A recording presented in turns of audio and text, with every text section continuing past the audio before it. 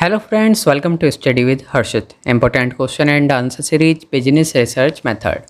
Question number 9 है हमारा, describe various steps involve in sampling process. कौन कौन से स्टेप होते हैं इन्वॉल्व सैम्पलिंग प्रोसेस में, ये हमें बताना है। तो चलिए वीडियो स्टार्ट करते हैं।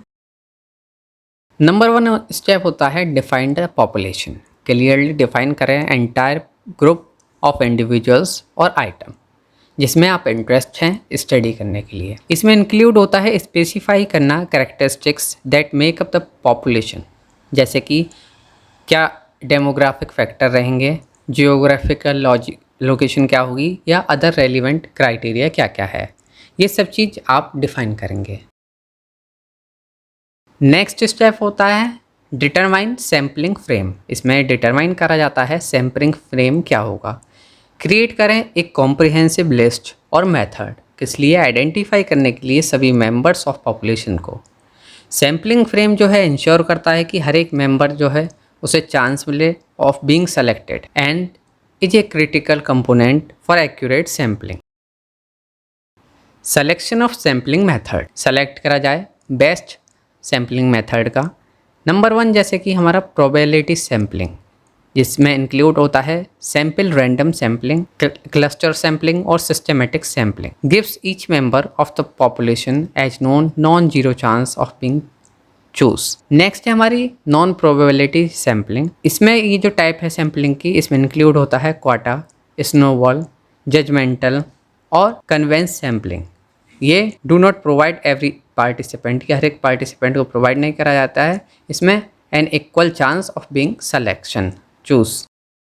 नेक्स्ट स्टेप होता है डिटरमाइन द सैम्पल साइज। इसमें डिटरमाइन करना होता है सैम्पल साइज क्या होगा। कैलकुलेट करा जाता है नंबर ऑफ इंडिविजुअल्स और item to include the sample. Sample size जो है डिटरमाइन करता है ऑफ्टन इन्वॉल्व स्टैटिकल फार्मूलाज, किस लिए इंश्योर करने के लिए the sample is large enough, किस लिए रिप्रेजेंट करने के लिए population accurately, considering the desired confidence level and margin error. जब हम डिटरमाइन कर लेते हैं सैम्पल साइज, इसके बाद आता है हमारा इम्प्लीमेंट करना सैम्पलिंग प्रोसीजर को, इंश्योर करना, चूज़ करना सैम्पल को, अप्लाई करना selected sample technique thoroughly and methodologically, ensure करना रैंडमनेस एंड प्रिवेंट बायसेस। ये जो फेस होता है ये एंटेल करता है implementing the procedure exactly as intended. Next step होता है कलेक्ट द डेटा, गैदर करना data from the selected sample use करके अप्रोप्रिएट डेटा कलेक्शन टेक्निक का, जैसे कि सर्वे, इंटरव्यू और ऑब्जर्वेशन। कंसिस्टेंसी और एक्यूरेसी डेटा कलेक्शन में ये इंपॉर्टेंट होती है मेंटेन करने के लिए integrity of the sample.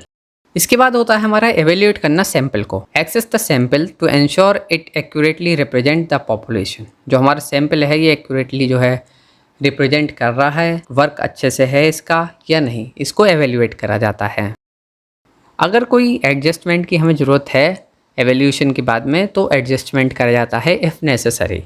It could be necessary to make modification if the sample does not fairly represent the population. अगर कोई जो है आपको जो है दिक्कत है किस चीज़ में एवेल्यूशन के बाद में, तो आप एडजस्टमेंट कर सकते हैं।